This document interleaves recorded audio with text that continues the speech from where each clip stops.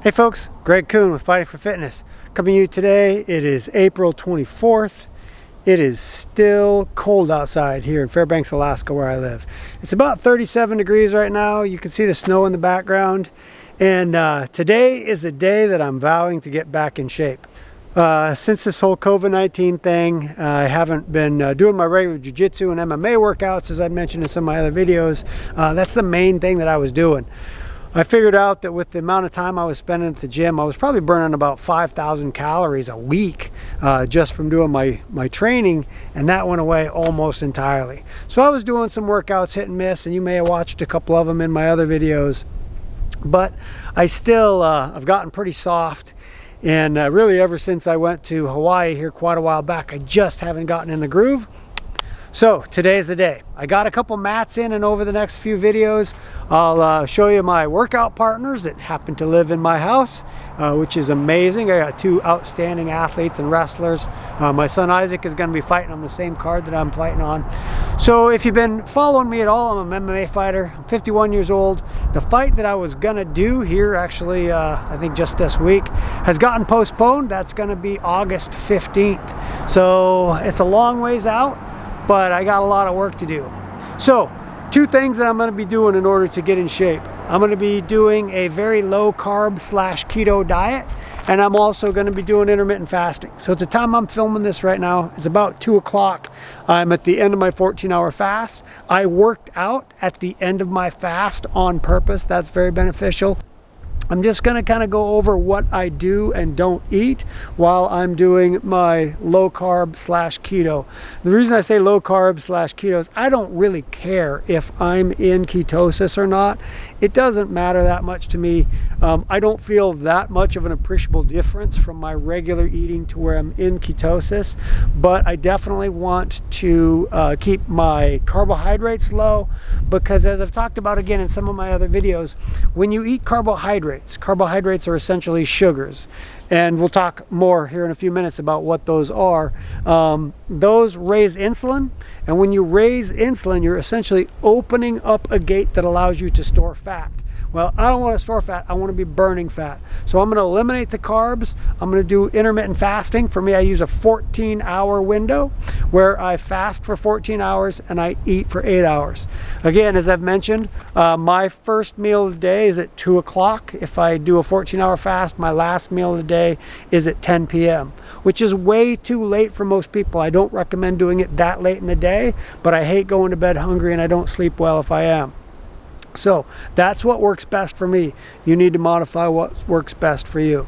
I want to show you a little bit about how I'm working out, how I'm training, what I'm doing to get ready for my fight, and what I'm doing to get this body back in shape, because unfortunately we've gotten a little soft, and maybe you have too. So I highly recommend intermittent fasting. I highly recommend low carb, and we're going to talk about how I do that exactly over the next few minutes in this video. Hey, so one of the things I want to show you is right behind me right here is what's called a wood gasification boiler. And so I heat my house, my shop, including my domestic hot water, all with wood. I have a standard oil burning furnace in the house, but this is the main way that I heat my house. Now we have a big family, we have a big house and a big shop, and so we go through a lot of wood. So one of the ways that I stay in shape, and probably the best way to actually be tough and tenacious, is hard work. When I was a young man, a guy by the name of Jay Nelson, he was a little bit older than me, and Jay told me once when I was just a kid, he said, lifting weights will make you strong, but working will make you tough. So again, for getting back into shape, one of the things I'm going to do is I'm going to be cutting a lot of firewood, because that is a great way to stay fit, stay in shape. That thing eats a lot of wood. This is one of my 2 wood sheds, and I can fit about 20 cords of wood in here. And I had this about 3/4 full. Built this out of some scrap lumber that I got that was actually free. So we filled this up with wood, and coming around this other side, this is the original wood shed that I built right over here, and we fill that up with wood. As you can see, as I mentioned, there's still lots and lots of snow on the ground, and Back in there somewhere is more wood. So something else I want to show you real quick. We go through a lot of eggs. So we have chickens. We're down to 3 chickens right now. They don't have the best mortality rate between dogs and predators and owls and foxes and coyotes. We try to keep them safe, but at any rate, we're down to 3 chickens, which is not nearly enough. We normally buy eggs, 5 dozen a pop. Most recently, we bought 15 dozen eggs at Costco. We go through a lot of eggs, but when I can, I eat omelets or eggs or an egg scramble almost every morning, and I like it when we have some of our fresh eggs. My wife runs a blog. It's called All Mimsy Home.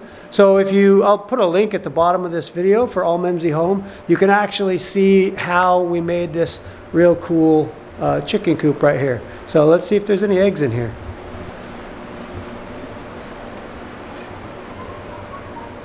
Oh yeah, got some eggs there.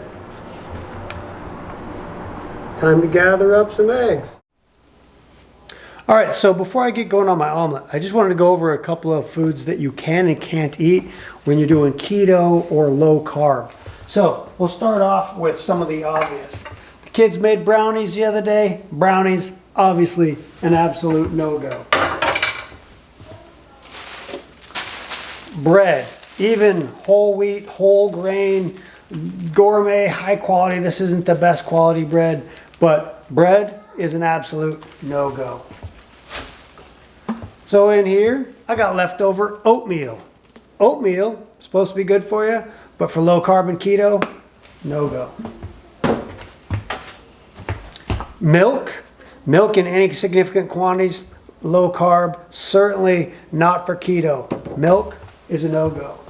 However, heavy whipping cream that we normally on a traditional diet would stay away from, heavy whipping cream, thumbs up. Now, lots of calories in here, lots of fat, tiny bit of sugar, and we typically don't use very much. So this gets a green light. Sour cream gets a green light. Cheese, giant block of Tillamook cheese, green light. I got a tiny little leftover Polish sausage that's gonna go in my omelet. Even your cheap processed meats, sausages, hot dogs, things like that, those can be a green light. You gotta be careful with regular hot dogs because they put a lot of sugar in those. So I would definitely check your ingredients. Regular hot dogs, don't eat those if you don't have to. But if you're on an absolute strict budget, hot dogs are better than cereal when you're eating low carb. Now, right here, and this is sort of where I like to go on more of a low carb versus a keto. Love you, Dad. Yeah, I love you. So this is where I go with a low carb versus a keto. I'm not necessarily a big fan of pears. Apples are, if you're going full keto, an apple is probably not going to do it for you, but there is fiber in natural fruit. So if you want something sweet and you want to add a little bit of carbohydrates for a little more energy and whatnot. Now, if I was trying to go strict keto, these would be out. But for low carb, these, or at least half of one of these with a meal, I wouldn't have something like this just by itself. And again, when you're trying to do low carb or keto, try not to snack. You want to keep your blood sugar as low as you can for as long as you can. But those are okay alternatives if you're going low carb, but not necessarily for keto. And I would take the apple over the pear, a little less sugar in the apple than in the pear. And certainly all of your greens. I can't think of any vegetables off the top of my head that you can't eat when you're doing low carb and keto. So that's all for now. I'm gonna make my omelet and I'll show you the ingredients that I put in that. All right, so I'm gonna do a 3-egg spinach and cheese omelet. I put a tiny bit of heavy whipping cream in with the eggs when I whip them up. For the grease, this is actually saves bacon grease, and I use less than a tablespoon of bacon grease. 3 eggs, that little leftover piece of Polish sausage is gonna get chopped up. Definitely gotta top it with tapatio or some other type of hot sauce. We got spinach, and we got some cheese and some sour cream. That's gonna be breakfast. That's gonna be my first meal of the day. Then I'm gonna eat dinner, and then I'm gonna have a snack before bed, which is almost always a mug cake. If I had to take my mug cake video down, I might do a new one, or I'll have to do something in order to get that back up. But if you want to know the recipe for my mug cake, it's amazing. Put a comment down below this video and I will either fire off another video or I'll just give you the information for how to make it. They're fantastic. A low carb / keto mug cake that I eat almost every night at around 10 o'clock. It's my favorite. All right, well, here's the finished product. I'm going to link in the video like here or here. I don't know how that works yet. But I did a video about this omelet and how it affects your blood sugar. So if you're interested, check that one out. And hey, I'm going to put out another video here in the next couple of days. I'm going to show you my workout routine. I'm going to show you my meals. I'm at 161 pounds right now. My fight coming up, I got to be at 145. I'm probably, I don't know, I might be about 16%, maybe as much as 20% body fat. And I want to get down to single digits in my body fat. So I'll let you keep track of the journey and I'll talk to you soon. Remember, you're not too old. It's not too late. Get after it and lose that quarantine weight. I'll help you do it. Stick with me. Woo! I gotta get in shape.